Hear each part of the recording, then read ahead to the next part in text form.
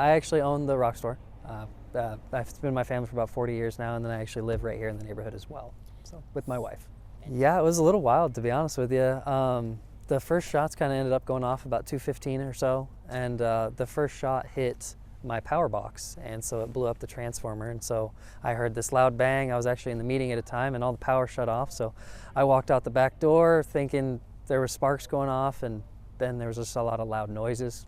Wasn't really too sure what was going on, and so walked out the back door, and then I just heard these loud bang, bang, bang, bang, bang, and I, not knowing that I was being shot at or what was going on, I was just kind of looking around because I still thought it was my transformer that had blown up, right? And so I was still searching for that, but I happened to turn around at that time and saw wood splinter off of my building in a couple different places, and then I realized, like, oh, hey, I think I'm getting shot at. I probably should move, you know? And so walked around the side of the store, and there was probably 5 or 6 customers at the time, and then 4 of my team members as well were here. So everybody kind of scooted everybody off to the side of the building, and that was, yeah, what happened from there. So I don't know if he had any intent to kill, to be honest with you.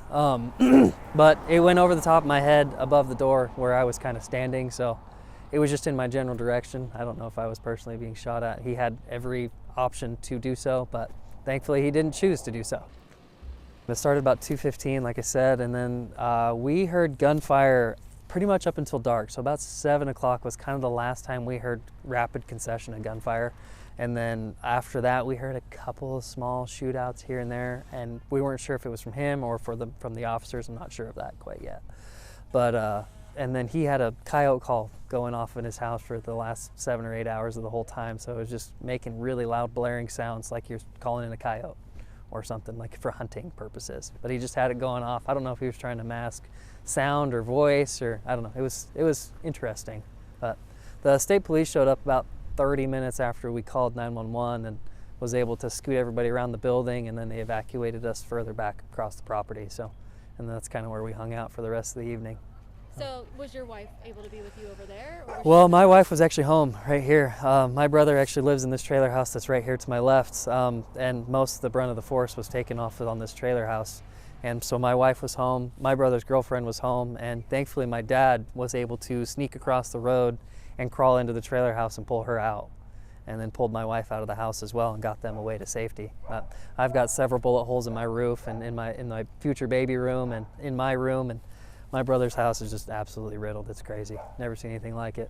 Bullet holes all through the house here. Yeah.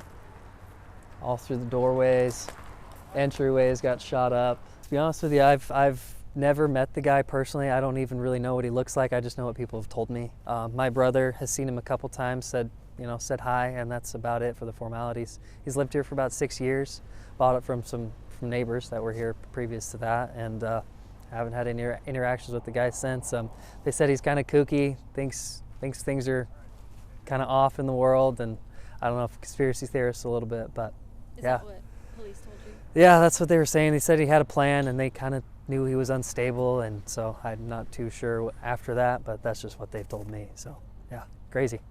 Yeah. Crazy to think that safety has never been a concern in this neighborhood whatsoever. So, I mean, everyone around here has guns, everyone around here has dogs, and this would be the last place that anybody would try to shoot or rob. So, but yeah, lo and behold, here we go. What about the car who the window got shut out? Yeah, Helen, she was driving down Owyhee Avenue here, and her back window got shot out, and there was actually another person in front of her who witnessed it. And they both turned around and came back to the store and was helping her and making sure she was safe. So thankfully she's not hurt either. So nobody got shot, which is, whew, man, good. So What was it like at the moment? You know, the chaos. Like, were crazy. you fearful for your lives? Were you just like, what's going on? Like, what was happening in that moment? Well, really the main thing was I had no clue what was going on right at first. I mean, the first 5 minutes was trying to figure out what was going on, and then after we figured out it was an active shooter, it was, for me, then it was just calling 911 and making sure everybody was safe and making sure everybody was, you know, where they should and shouldn't be, right? And so I talked on the phone with 911 for about 45 minutes during that period of time, and that was really my only concern, was trying to make sure everybody was, you know, taken care of and accounted for and not in the line of fire. So yeah, when they first showed up, they had everybody move off the side of the building because we were kind of hidden behind the rock. So that, I mean, that was the safest place that we thought we could stand. Wasn't going to go through the rock of the store. Then they had us move to the back of the building. He was still shooting, and then he had us actually move to the houses that are behind across the street. And then from there, everybody else evacuated, and my dad and I came over to our shop, which is across the street, and that's where we stayed the rest of the evening. So my family owns a decent portion of this neighborhood. My parents live right here across the street. I live here. My aunt lives right there. So I mean, there's probably 15, 20 people in this neighborhood. And there's a family down the road. They own a business as well, and there are also a bunch of them, all family, that lives here. So I mean, most of the people are family that live here, and yeah, really. So this is the only guy that don't really know who he is or where he's come from, and so interesting. Never really know your neighbor, I guess, right? We couldn't tell what kind of a gun it was, but it was definitely a very higher caliber rifle. I mean, the rounds that he was shooting were piercing through. I mean, it went through this house and into my house, and it was going through a bunch of stuff in the store that a normal rifle would not do. This house is fine here. This house down the road is fine here, because the Martins, their stuff all got shot up. Our stuff all got shot up, so I don't know if he had something against us or what. It's really, really hard to speculate at this time. Yeah, there's a couple bullets still lodged in my bedroom in the house, so pretty wild. Yeah, crazy. Were you able to see, like, out the windows or anything? We could see from the side of the store that he was standing in this main first window right here, and one lady that was there could actually peek around the corner and see him stick a gun out and start pulling the trigger. So he had the house so barricaded that they had to bring in a bigger SWAT vehicle to make entry into the house. So they took him out. He's alive? He's not alive. He took care of it himself. So yeah, that was what I was told anyway. Yeah, I feel like everything's settled down. It's definitely going to be a little weird for everybody kind of going back to work, and I definitely got to make sure some of my team members are okay, and hopefully we're actually working with the police department, and they're going to put on some kind of mental health day with us too, and so we're going to make sure sit everybody down and make sure that everybody's okay mentally, and make sure everybody's got some time to recover. So what's the plan for the store?